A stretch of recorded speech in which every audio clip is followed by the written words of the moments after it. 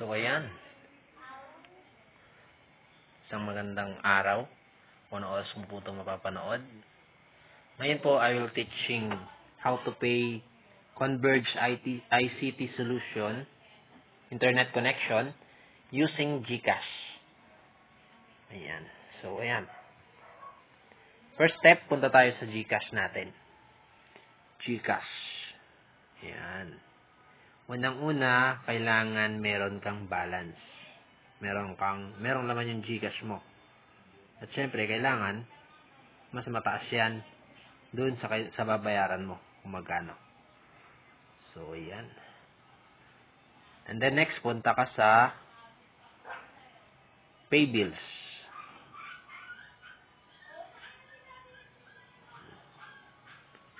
Pasensya na, medyo mabagal po ang ating internet connection. And then, punta po tayo sa cable and internet. Hanapin po natin ng Converge ICT. So, ayan po. Converge ICT.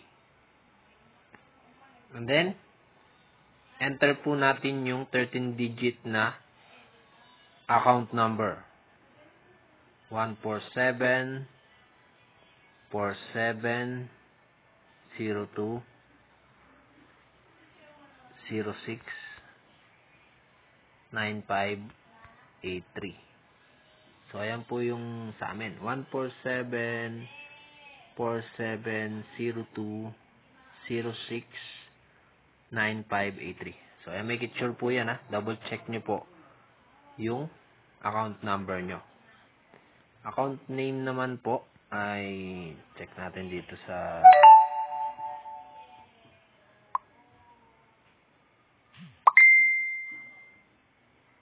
ayan, account name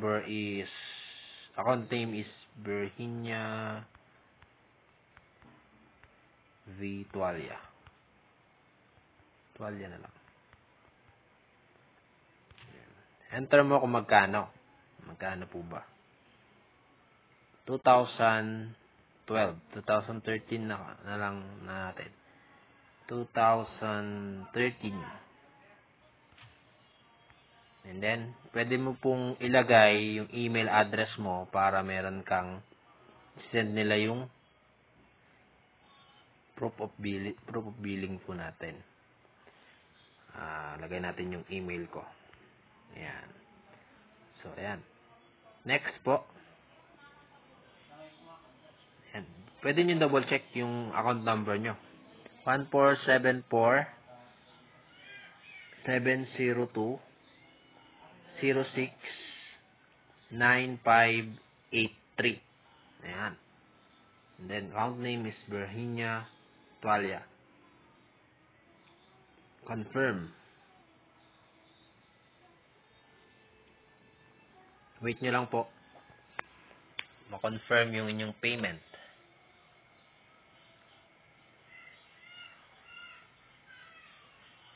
Bagal naman ang internet.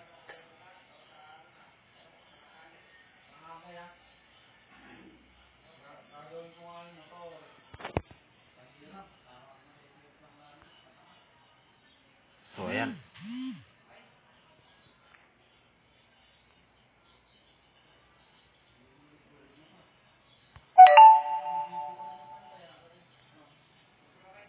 So, yun.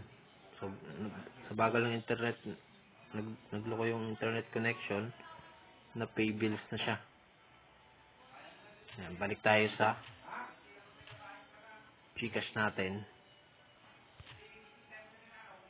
Nabawasan ba? Ayan, 1,964 na lang nabawasan po. Then, check nyo po yung email nyo. Papasok po doon yung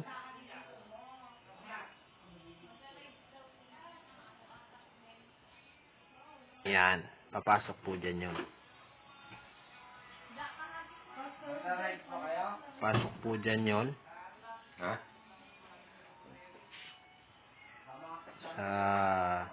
Ayan. Ang charge fee po niya is 7 pesos lang. Pero wala po siyang cashback di tulad ng coins.ph. Parehas lang po pala sila. Ayan. So, bayad na po. Maraming salamat po. Sana po nakatulong.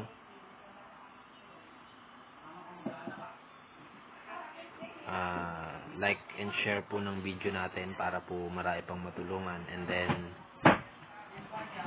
pa-subscribe na rin po and hit the notification bell para po sa mas marami pang mga video. Salamat po. God bless.